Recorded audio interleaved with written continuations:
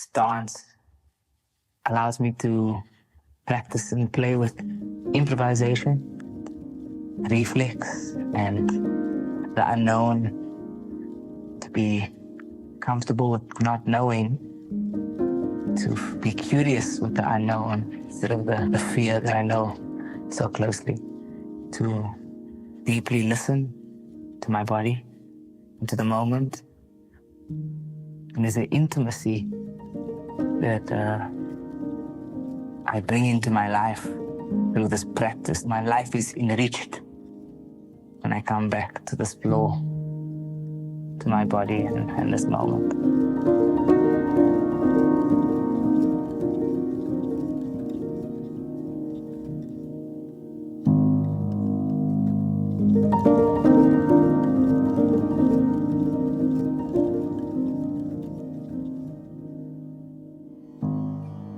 The beginning, when I was starting to dance with others, I was thinking what I'm going to do next, which move. I was very in my head, and quickly understood with all these workshops and practice. Actually, I just need to be present with what I'm feeling and just don't think. And I love that because I'm just going with the other body, and it's not about following because I can be followed, but it's just going with the flow and yes, and feeling all my senses going with the dance. It's like life. Listen to someone else, be listened. I just love that. And I'm sure it's helping me in life.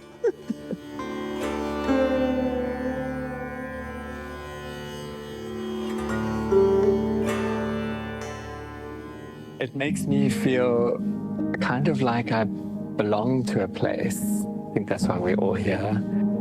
We live in a time of such extreme isolation and individualism. And there's moments when you're dancing with others or with a group, and it's tactile, that there's a kind of porousness between where I end and where others begin. And I find that both really comforting and also sometimes quite scary, because I think we train to believe we are something specific, you know, and contained. But I think the contact work helps you blur those boundaries.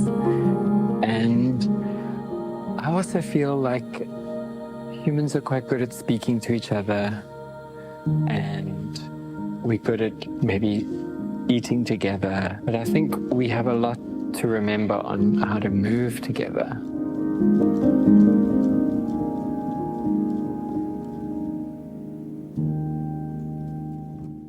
One thing I've learned from contact is that if I'm not in my body, I'm not going to really connect with anybody.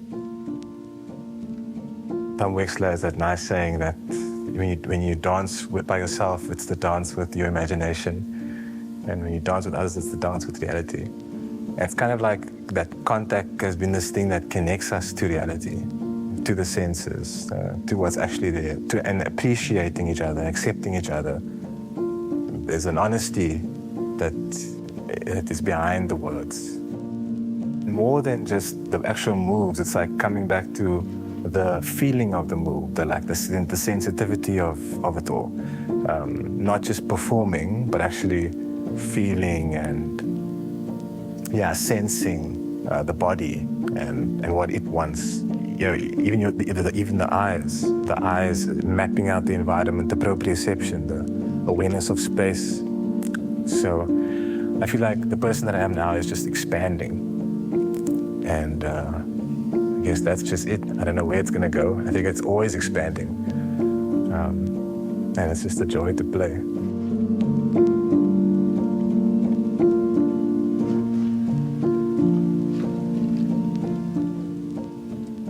There's just years and years, God's willing, of exploration to come. It feels endless, like a cosmos.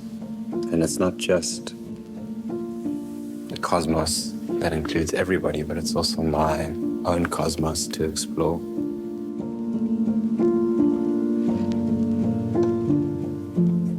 think we were doing this before we could speak languages, as we are now. This is actually an incredibly natural thing for us to do, but it's become quite unnatural. So really just rediscovering what it means to be human. As you move in momentum, the air in your lungs, the water inside your very body, and the sweat, and the fire that you build up when you're dancing vigorously with someone, or the earth, this solidity through bones. You're dancing with all the elements, and as you move and as you go through life, having had this privilege to practice in this way, you recognize how all the elements are always dancing together.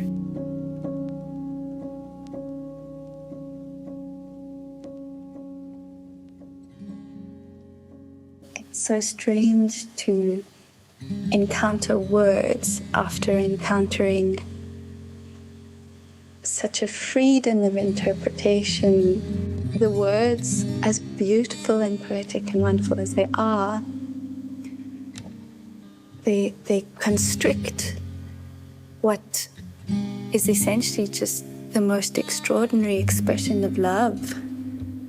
Learning and remembering how to communicate in a nonverbal way. I find words can be so two-dimensional, and it can so easily be misunderstood and misread. But when we move in contact, we are exploring one another beyond the words, beyond the persona, beyond the style with which they appear. And there's something very primordial, very ancient in that. It's a beautiful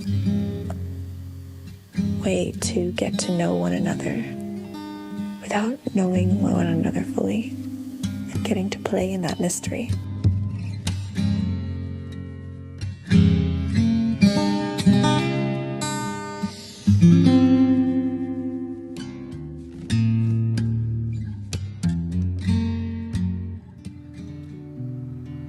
Living in a time where there's such violence in the world and so many barriers or boundaries between people have been transgressed without consent, it's quite powerful to come to a place where there is consent and a care, a kind of active, attentive care for each other.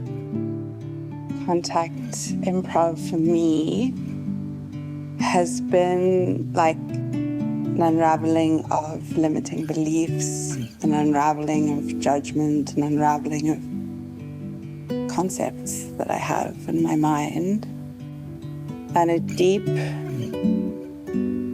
acceptance of how things are right now in the present moment, and a deep acceptance of my physical body, a healing of the ways that I used to think about my body.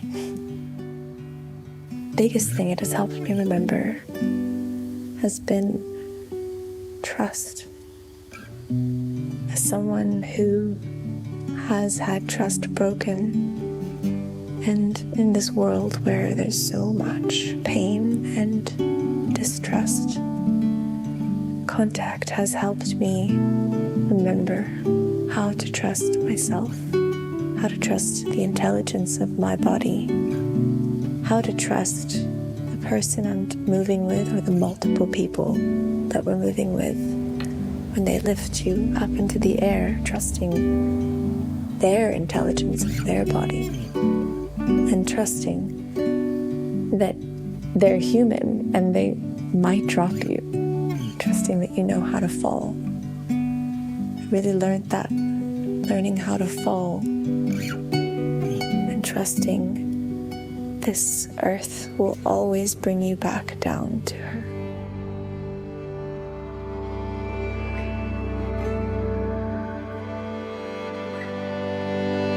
First introduction to seeing contact improv in flow. It was a jam to the music. And I was astounded by what I was seeing. It's just like, wow, I've never seen the human race like this. It was incredible. We dance to continue our evolution. We are learning as a species. We are growing. We are letting go of all the debris of unnecessary patterns and conditioning, of competitiveness and exploitation and extraction. And we are cultivating supportive, co-emergent communication spontaneously in the moment that is fully supportive of the growth of both bodies or multiple bodies. And that is highly significant and powerful. I'm deeply grateful to be able to do this and share this. And we just keep going.